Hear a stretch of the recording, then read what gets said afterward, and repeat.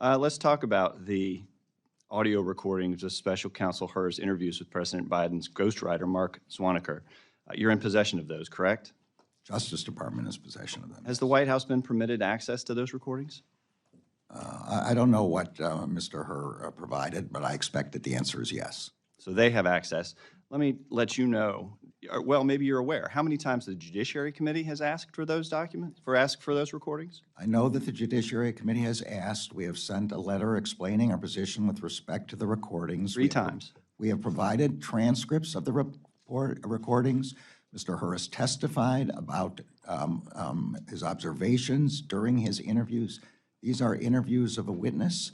It is a longstanding practice of the Justice Department to keep these kinds of documents confidential in order to not chill future investigations. Confidential, but you provided copies to the White House. They're this is the witness, the witness's own. Do you normally provide interviews. Witnesses in investigations access to their recordings of their interviews?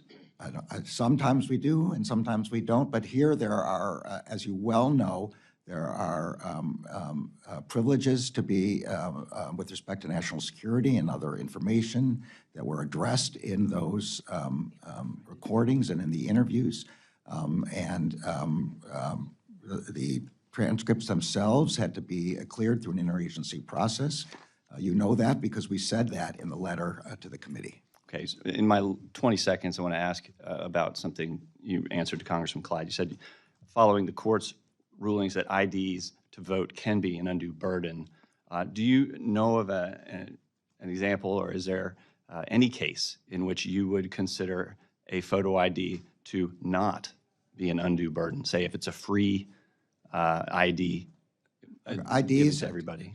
You have a very good example. There was the case in which the Supreme Court noted that there was free IDs completely available to everyone without discrimination. In those circumstances, the court upheld the law. Yes. And you well, I follow the law. And agree with that decision. And whether I agree or not, it's the law, and the rule of law requires us to follow it. And that's not what I'm talking about here. All right. Thank you. I yield back.